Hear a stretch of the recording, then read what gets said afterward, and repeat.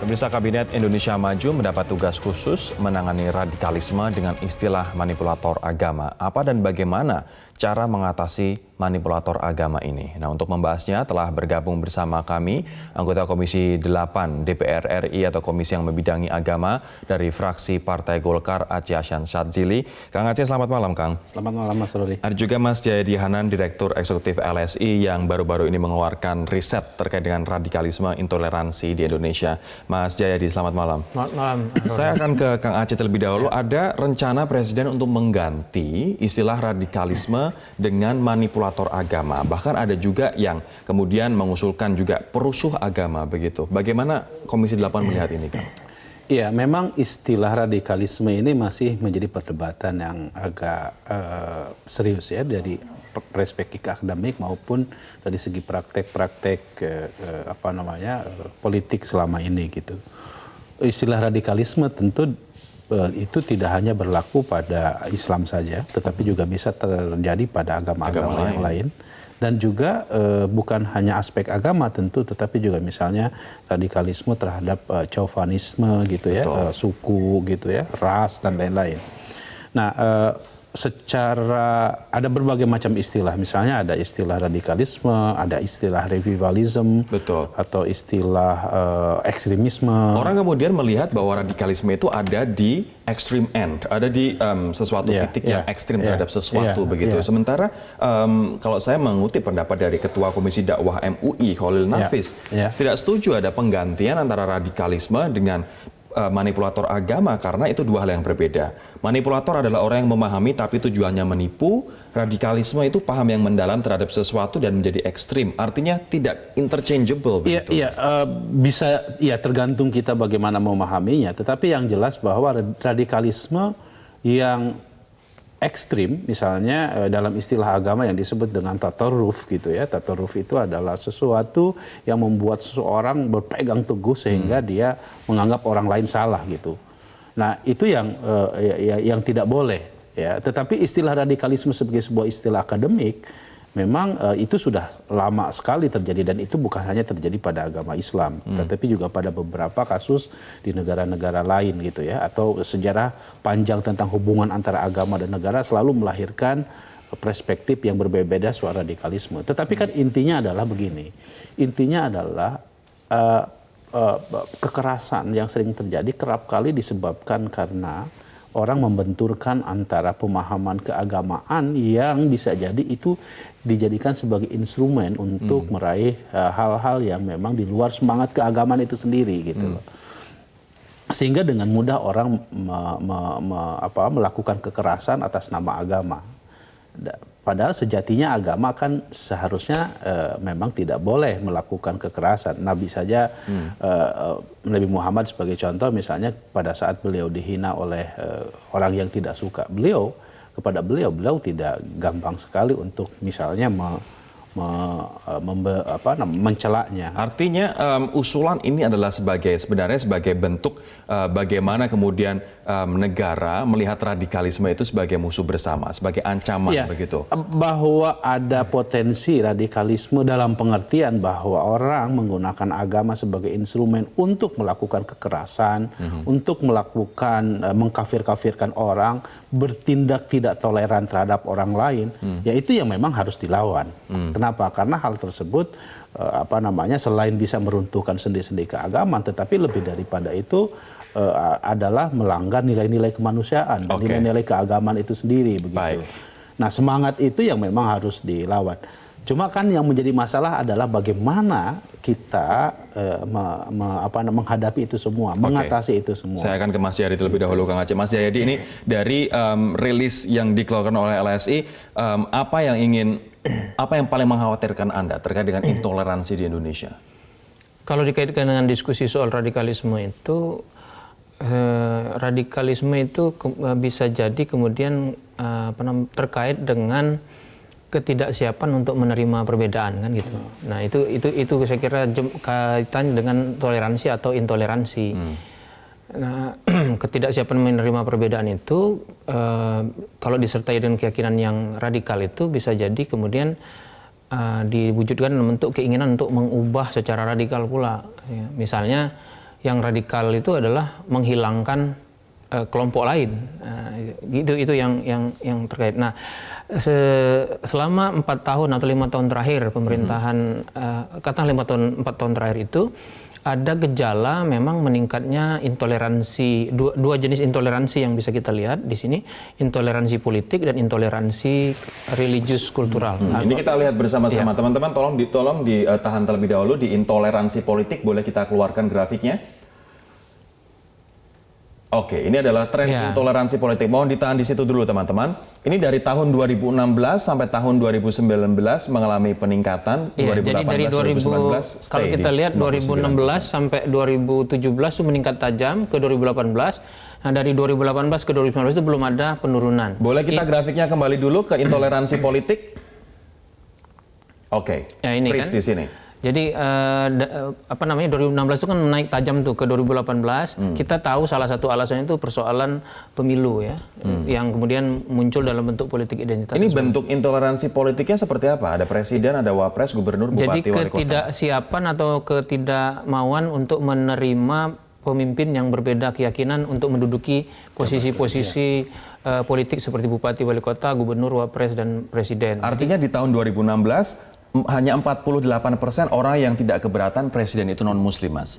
Sementara tahun 2019 59 orang. Iya, 60-an%. Jadi itu ada peningkatan dan itu belum menurun ya pasca Pilpres kemarin. Itu yang kita lihat. Kemudian yang kedua tadi adalah soal intoleransi religius kultural. Sebetulnya itu ada kecenderungan yang positif sejak 2010 sampai ke 2017 itu.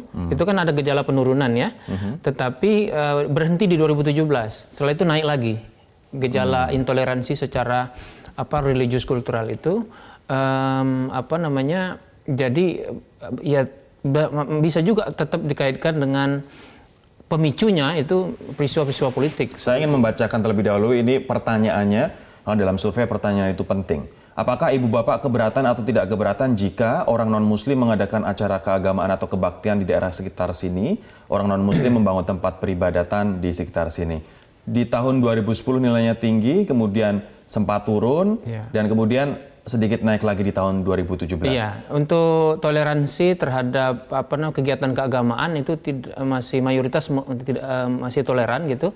Tetapi untuk yang bangun rumah ibadah itu yang meningkat 2018 sampai 2019 dan belum turun sampai sekarang ini. Itu yang bisa kita potret dari kalau 5 tahun atau 4 tahun terakhir kan dari 2016, tapi kalau ini kan trennya 10 tahun terakhir begitu. Ada gejala penurunan, tapi kemudian tidak mengalami perbaikan setelah 2017. Gambaran besarnya apa artinya dari angka-angka ini, Mas? Ya, itu artinya bahwa memang gejala-gejala menurunnya tingkat toleransi itu memang ada dasarnya di masyarakat kita, memang berkembang di masyarakat kita. Dan dinamis. Nah, ketika dia kemudian bertemu dengan peristiwa-peristiwa seperti politik, pemilu misalnya, di mana isu-isu yang terkait dengan toleransi ini bisa dimanfaatkan untuk kepentingan politik, dia kemudian cocok ketemu. Kan kalau saya politisi, ingin menggunakan isu-isu yang terkait dengan masalah-masalah seperti ini, keagamaan, saya akan melihat dulu ada pasarnya atau tidak. Nah, ini kan ada gitu. Jadi kekhawatiran orang soal bisa jadi intoleransi itu antara lain terkait dengan radikalisme ya. Karena kalau itu kedua itu berkaitan, maka ada alasan orang untuk cukup waspada dengan isu-isu radikalisme itu. Kalau soal bagaimana mendekatinya, menyelesaikan itu kan persoalan lain. Tetapi yang ingin kita katakan memang ada gejala-gejala peningkatan intoleransi di kalangan masyarakat kita, dan ini kalau Anda lihat di survei ini juga kita temukan itu bukan hanya terjadi di kalangan muslim, tapi juga di kalangan non-muslim juga terjadi. Kalau misalnya kita berbicara pada manipulator agama, inilah manipulator agama. Melalui hoax, melalui dagangan politik dengan bumbu-bumbu agama, itu adalah manipulator agama, Mas Jayadi. Nah, kalau ini kan memotret bagaimana yang terjadi di masyarakat. Manipulator agama, apapun apa yang terjadi di masyarakat kan dikarenakan pilkada, dikarenakan pemilu, dan itu kita tahu bahwa hoax dan juga adu domba sangat rife di sana. Artinya sebenarnya hoax kemudian adu domba pada waktu pemilihan kepala daerah ini yang menyebabkan intoleransi ini menurut saya meningkat. ada 3 hal yang berkaitan. Kalau pertanyaan mengapa meningkat atau tidak turun ya tingkat intoleransi itu, menurut saya ada, dan sekali catatannya itu tidak hanya terjadi di kalangan Muslim, tapi juga di kalangan non Muslim sama. Meskipun di kalangan non Muslim peningkatannya itu lebih rendah dibandingkan dengan yang Muslim. Tetap menurut saya ada 3 hal. Satu, soal kecenderungan global. Kecenderungan global memang ada peningkatan populisme, identitas sebagai itu memang ada kecenderungan global. Yang kedua adalah persoalan yang terkait dengan yang disebut manipulator agama itu. Ya, jadi ada entrepreneur, para pengusaha-pengusaha yang politik yang memanfaatkan itu mencari keuntungan. Itu kayak Sarasen, kayak Muslim Cyber Army begitu maksudnya. Ya, siapapun lah namanya, tetapi yang berusaha memanfaatkan situasi yang ada di masyarakat kemudian untuk memberikan keuntungan kepada politisi tertentu atau mereka sendiri dan sebagainya. Nah, yang ketiga, aksi reaksi. Aksi reaksi. Misalnya di kelompok masyarakat ini terjadi kelompok non-Muslim merasa didiskriminasi, lalu direaksi oleh kelompok Muslim di sini yang merasa didiskriminasi juga. Itu aksi reaksi, akibatnya terjadilah hal tersebut. Oke. Kami akan jeda terlebih dahulu, kemudian kita akan nanti kembali ke pertanyaan ke Kang Aceh. Apakah perlu misalnya radikalisme kemudian diganti dengan manipulator agama, dan ini apakah akan menciptakan perbedaan dalam hal approach-nya untuk memberantas radikalisme? Kami akan kembali sesaat lagi.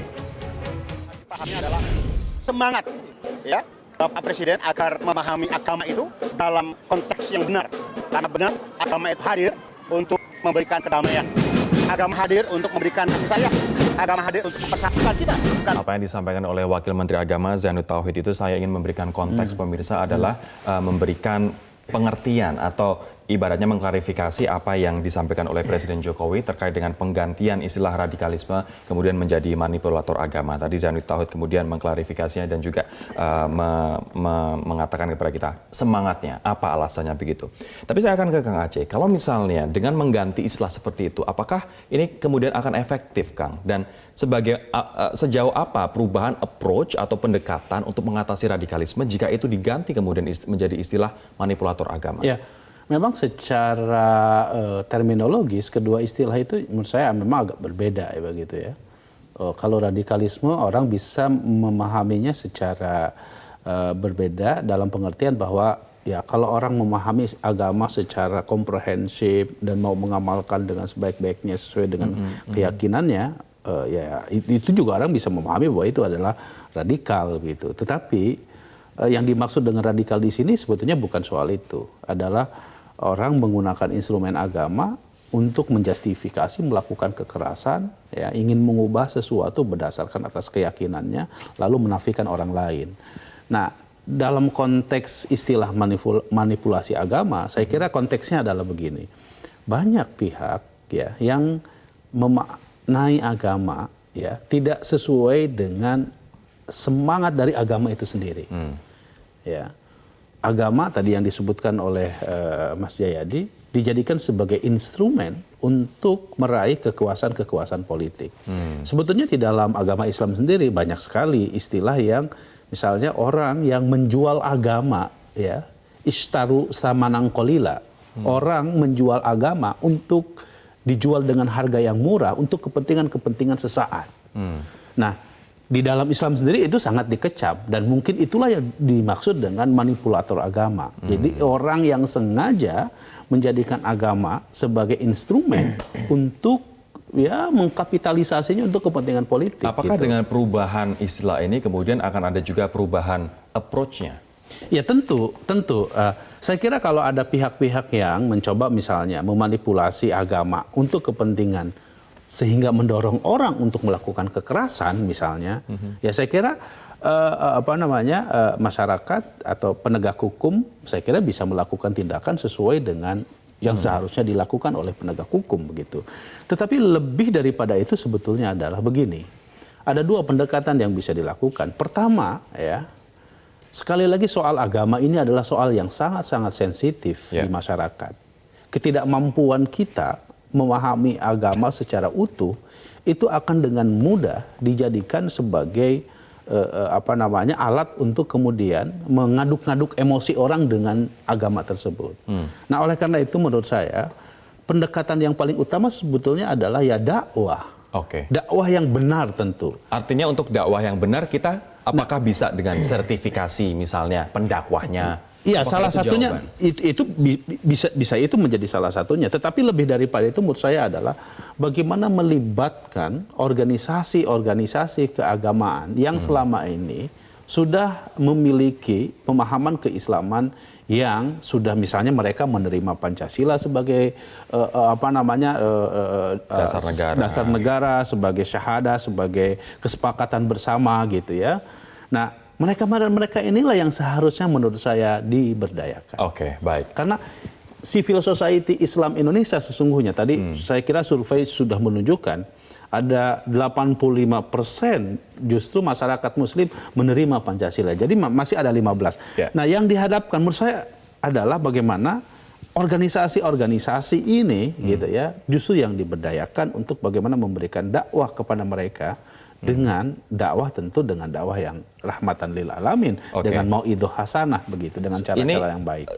Sangat kelihatan dalam susunan komposisi kabinet. Kemudian dalam tugas-tugas utama yang diberikan khususnya untuk Menteri Agama begitu, Kang Aceh, bahwa concern Presiden dan juga concern pemerintah saat ini adalah terkait dengan isu radikalisme. Itu menjadi ibaratnya menjadi salah satu visi utama begitu. Tapi kalau masyarakat sendiri, Mas, pendapat saya ada satu Mas Rodi sebentar. Saya ingin negara harus hati-hati dalam hal menyelesaikan masalah pemahaman keagamaan semacam ini. Jangan negara terlalu intervensi terhadap pemahaman keagamaan, biar itu menjadi domain dari kelompok civil society Islam. Kalau negara terlalu ikut campur ke dalam urusan pemahaman keagamaan seseorang, maka saya khawatir itu akan menimbulkan resistensi di antara masyarakat. Artinya dengan menggunakan civil society yang Anda maksud tadi.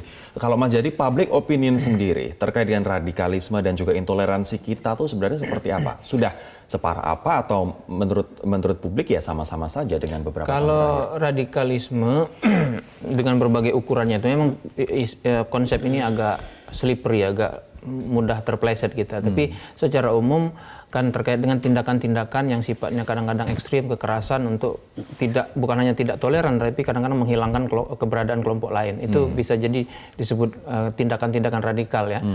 Kalau dari ukuran-ukuran itu, public opinion menemukan mayoritas masyarakat kita bukanlah penganut sikap maupun tindakan seperti itu. Dan tadi Kang Aceh sudah menyampaikan bahwa salah satu yang kita tanyakan misalnya dalam survei, bagaimana sikap mereka terhadap Pancasila dan UUD 45. 86% masyarakat Muslim mengatakan Pancasila dan UUD 45 itu adalah jalan yang baik bagi kita dan tidak bertentangan dengan agama gitu. Jadi mengatasi radikalisme, mengatasi istilah lagi manipulator agama itu, ya betul saya kira tetap harus dikembalikan juga kepada masyarakat. Karena itu kan paham-paham atau sikap-sikap yang hidup di dalam masyarakat. Artinya approach-nya pun harus soft approach ya Mas, dengan melibatkan masyarakat yang lain begitu. Ini ada satu kesimpulan menarik dari rilis LSI ini Mas Jayadi, tampak terjadi tren penguatan keyakinan bahwa Pancasila dan UUD 45 adalah landasan berbangsa dan bernegara. Kenapa ada peningkatan keyakinan itu? Di tengah intoleransi yang sebenarnya justru malah meningkat dari itu tahun yang ke menarik tahun. Ya, ada seolah-olah seperti paradok. Di satu sisi ada peningkatan yang kita sebut intoleransi politik dan padahal agama. Pancasila mengamankan kita untuk toleran. Tapi pada saat yang sama ada keyakinan bahwa ada peningkatan keyakinan bahwa Pancasila dan UUD 45 itu adalah jalan atau katakanlah semacam kesepakatan atau ideologi yang cocok untuk Indonesia. Saya kira itu tinggal dikawinkan saja. Kenapa paradoks ini bisa muncul, Mas?